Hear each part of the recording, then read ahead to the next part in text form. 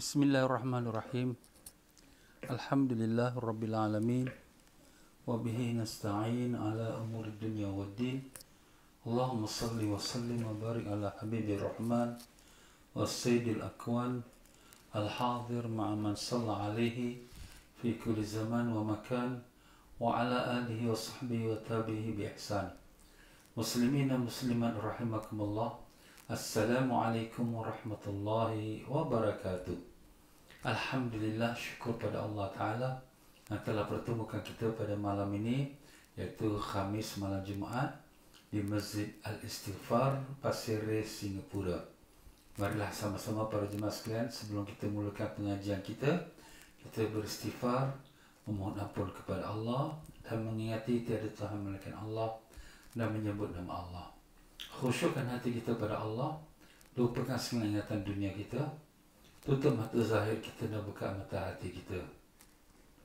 Astaghfirullahalazim, astaghfirullahalazim, astaghfirullahalazim. Bismillahirrahmanirrahim. Ila hadratin Nabi Sayyidina Muhammadin sallallahu alaihi wasallam wa alil athhar ashabil berajma'in wa ila hadratis sultan awliya wassalihin Sayyid Syekh Abdul Qadir Jailani qaddasallahu sirrul aziz wa amadana Allah bi'imdadi wa anasana biharakati wa nafana bibarakati وإلى حضرة أهل سلسلة الطريقة القادرية وخصوصا شيخ المرشد ربنا السلام في الدين سيدنا ابن القادر مسور بن قادر جل بغدادي شهد الله ولهم الفاتحة. أعوذ بالله من الشيطان الرجيم. بسم الله الرحمن الرحيم. الحمد لله رب العالمين الرحمن الرحيم مالك يوم الدين إياك نعبد وإياك نستعين اهدنا الصراط المستقيم صراط الذين أنعمت عليهم غير المغضوب عليهم ولا الضالين. بسم الله الرحمن الرحيم. الحمد لله رب العالمين. اللهم صل وسلم وبارك على سيدنا محمد وعلى آله وصحبه وسلم. اللهم افتح علينا وعلى ذريتنا فتوح العارفين. اللهم علمنا ما ينفعنا وانفعنا بما علمتنا وزدنا علما. اللهم يا معلم إبراهيم علمنا، يا مفهم سليمان فهمنا. سبحانك لا علم لنا إلا ما علمتنا إنك أنت العليم الحكيم. ولا حول ولا قوة إلا بالله العلي العظيم.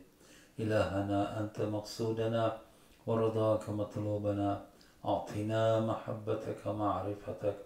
وصلى الله على سيدنا محمد وعلى آله وصحبه وسلم. الحمد لله رب العالمين. Ya muslimina muslimat rahimakumullah, selamat bertemu sekali lagi kita dalam pengajian kita Al-Hikam, yang dimana kita mengikuti pengajian ini di Masjid Al-Istighfar, Pasir Ris, Singapura. Ya, para jemaah yang ada memiliki kitab Al-Hikam ini, bolehlah ada buka di muka surat yang 76 pada kalam hikmah yang ke-55. Mereka yang ada kitab yang baru, mungkin sebelum muka surat 55. Ya, para jemaah sekalian, apa khabar semua? Ya, mudah-mudahan semuanya dipanjangkan umur dan sihat walafiat, ditanamkan iman dan taqwa, dibukakan pintu ma'rifat, dimatikan dalam iman dan Islam dalam husnul khatimah, dan ditemukan kita dengan Rasulullah sallallahu alaihi wasallam, mendapat barakah dan syafaat baginda. Allahumma amin ya rabbal alamin. Ya, tuan-tuan dan puan-puan rahimakumullah, pengajian kita lebih kurang pada 3 minggu tidak kita adakan pengajian kerana saya sendiri menghadapi keadaan yang tidak sihat, tetapi dengan berkat doa para pelajar-pelajar, alhamdulillah Allah pinjamkan kembali kesihatan untuk sama-sama kita berkongsi dalam pengajian kita, insya-Allah. Ya, para jemaah sekalian, dalam pelajaran kita Hikam, kita sampai di muka surat 76 dalam membicarakan tentang amal-amal ibadah kita. Jadi pada pelajaran kita terakhir, kita sedang membicarakan tentang memilih kawan. Memilih kawan itu merupakan satu perkara yang penting kerana kawan ini ada mempengaruhi kita. Jadi kalau kita dapat kawan yang tak baik, maka kita melihat dia itu, kita boleh terikut dengan dia. Dan kalau kita buat kesalahan, dia tidak akan tegur kita. Dan kadang-kadang kita melihat perbuatan dia itu, kita rasa kita lebih baik, dengan kita rasa aku tak ada apa, dia lagi teruk lagi, Jadi kita rasakan kita punya kejahatan kita tidak ada apa-apa banyaknya masalah. Inilah antara kesan-kesan negatif apabila kita berkawan dengan kawan yang tidak soleh. Jadi kita disuruh kawan dengan orang yang soleh, orang yang lebih baik daripada kita. Jadi kalau kita lihat dia, kita rasa kekurangan dia kita. Kita rasa kita yang amalannya banyak, yang ketinggalan dan perlu kita perbaiki dan kita tingkatkan. Inilah kerana kesan kita daripada kita berkawan dengan orang yang baik. Sebab itulah dalam hadis Nabi SAW mengatakan, ataupun dalam satu riwayat, Al-mar'u ala dini khalili falyanzur man yukhalil. Seseorang itu ialah atas agama temannya, maka lihatlah siapa yang dia berteman. Itulah dia tuan-tuan ya. Ya, pada malam ini kita menyambung dalam bacaan kita di mana Al-Imam Ibn Atha'illah Iskandari, semoga Allah Ta'ala tinggikan darjatnya dan melimpahkan rahmat pada rohnya, dan juga Allah Ta'ala limpahkan keberkahan ilmunya kepada kita dan juga kepada Ustaz Salim Bahrasi, penterjemah kitab Hikam ini. Semoga Allah tinggikan darjatnya dan melimpahkan rahmat pada rohnya dan diberikan kebaikan ilmu mereka itu kepada kita dengan berkat syafaat Nabi Sallallahu Alaihi Wasallam. Marilah kita hadiahkan kepada kedua-dua guru kita. Al-Fatihah. A'udzubillahi minasyaitonir rajim. Bismillahirrahmanirrahim. Alhamdulillah rabbil alamin arrahmanir rahim maliki yaumiddin. Iyyaka na'budu wa iyyaka nasta'in ihdinas siratal mustaqim. Siratal ladzina an'amta 'alaihim ghairil maghdubi 'alaihim waladdallin. Amin. Berkata Imam Ibn Atha'illah Iskandari rahimahullah ta'ala, ma qalla 'amalun baraza min qalbin zahidin wala kathura 'amalun baraza min qalbin raghibin. Jadi di sini dalam arti kata kita beramal, jadi kadang-kadang kita nak melihat amalan kita itu, kita setelah kita terpengaruh dengan kawan-kawan kita yang kita telah sebutkan tadi, jadi kadang-kadang kita mengukur ibadat itu pada zahir. Sebenarnya zahir itu perlu, tapi yang lebih perlu ialah hati kita. Sebab segala ibadat zahir dia terletak atas ukuran hati. Itulah yang jadi tempat penilaian Allah Ta'ala. Jadi kata Al-Imam Ibn Atha'illah, tidak dapat dianggap kecil. Jangan kamu anggap kecil. Jangan kamu anggap sedikit amal perbuatan yang dilakukan dengan ikhlas. Jadi di sini dalam bahasa Arabnya, maqalla amalun, tidaklah dianggap sedikit amalan itu, baraza min qalbin zahid, yang lahir, amal tu yang lahir daripada hati orang yang zahid. Zahid tu mana zuhud. Jadi zahid orangnya, zuhud perbuatannya. Jadi apa makna zuhud di sini? Orang yang zahid, orang zahid itu mana orang yang tidak cinta kepada dunia. Jadi maksudnya ini orang yang beramal ini dia tidak ada kerana keduniaan, bukan kerana nak dapat pujian orang atau nak mendapat sesuatu kelebihan dunia ataupun sesuatu kita katakan matlamat-matlamat yang selain daripada keridaan Allah Ta'ala. Jadi maknanya ikhlas. Itulah tujuannya pun. Jadi ahli tuan pengarang kita atau tuan penterjemah kita terus terjemahkan kepada hatinya ikhlas. Jadi dalam bahasa Arabnya hati orang yang zahid, zuhud. Tapi maksud pada zuhud tu yang tak ada tujuan yang lain melainkan hanya tujuannya kerana Allah Ta'ala. Jadi orang yang beramal ni, yang pentingnya bukan banyak atau sikit, tapi yang pentingnya ialah amalan dia ikhlas kerana Allah Ta'ala. Sebab tu Allah SWT bila menjadikan kita hidup dan mati ini, dalam firman Allah, Allazi khalaqal mauta wal hayata liyabluwakum ayyukum ahsanu amala. Dialah Allah yang menjadikan mati dan hidup untuk menguji kamu. Siapakah antara kamu yang terbaik amalannya? Jadi bukannya Allah Ta'ala nak melihat yang terbanyak, tapi yang terbaik. Dan baik itu terletak yang pertama sekali ialah ikhlas. Sebab apabila amalan itu tak ada ikhlasnya, maka dia tak dipandang oleh Allah Ta'ala walau berapa banyak sekalipun. Jadi di sini pentingnya keikhlasan. Sebab itulah di sini ya, kita jangan terasa dia tu amal tak macam aku lah, dia amalan sikit aja. Kita tak boleh cakap macam tu, kerana kita tak tahu, mungkin dia hanya lebih baik dari kita kerana keikhlasan yang ada dalam hati dia. Jadi itulah dia jadi ukuran Allah Ta'ala. Sebab tu Nabi kita sallallahu alaihi wasallam pernah mengatakan bahawa sedekah seseorang kamu sebesar gunung Uhud tak akan sama seperti sedekahnya sahabat-sahabat aku walaupun sebesar setengah biji kurma. Sahabat sedekah setengah, bukan satu, setengah satu biji kurma tu disedekah, dia punya pahala lebih besar di sisi Allah daripada kita yang bersedekah sebesar gunung Uhud. Kenapa Ustaz kita sedekah banyak, dia pula lebih pada kita yang sebesar biji kurma? Jawapannya lah, kerana keikhlasan. Alhamdulillah para sahabat ini keikhlasannya itu memang tak dapat dipersoalkan lagi. Ini kenapa? Kerana hati mereka itu bersih. Bagaimana tidak, mereka itu sendiri sudah melihat akan Nabi kita sallallahu alaihi wasallam.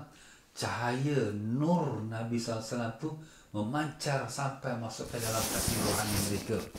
Sebab itulah hati mereka itu suci, bersih. Sebab itulah bila kita sebut nama sahabat, kita sebutkan dengan gelarannya radhiyallahu an, semoga Allah meridai mereka.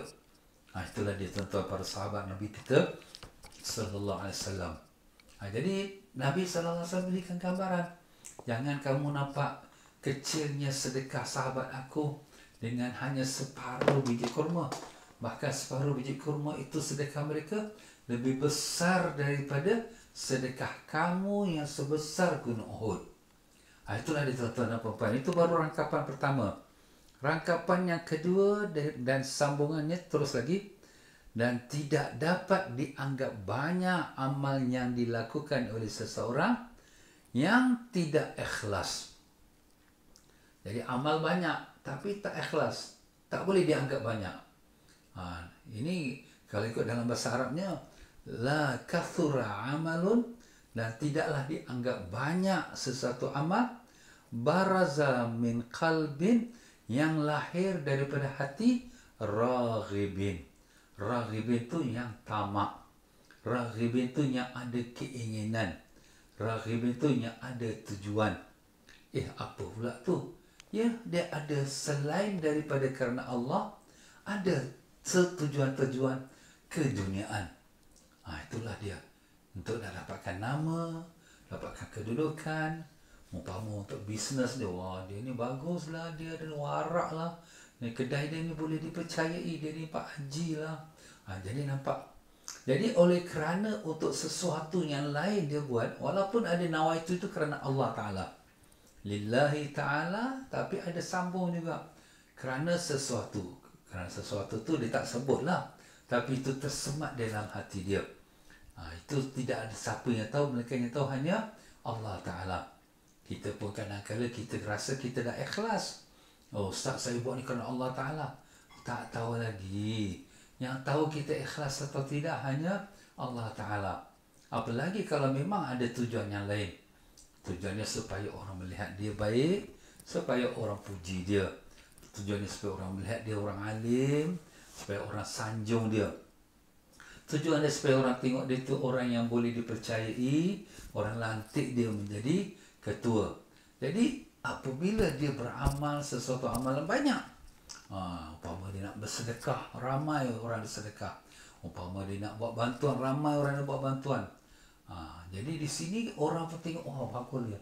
Tapi kalau tujuan itu kerana supaya orang mengangkat dia, nak naikkan nama dia, nak tak angkatkan dia jadi ketua atau sebagainya lah, selain daripada niat kerana Allah, maka itu tidak dianggap mulia, bahkan tak diambil kira oleh Allah Ta'ala.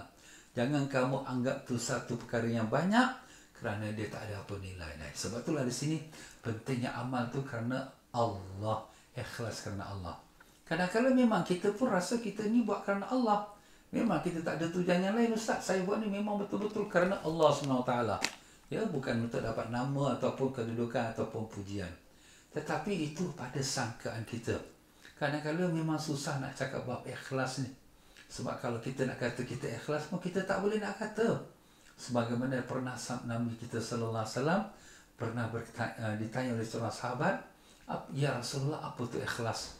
Nabi sallallahu alaihi wasallam jawab, "Nanti aku tanyalah kepada Jibril."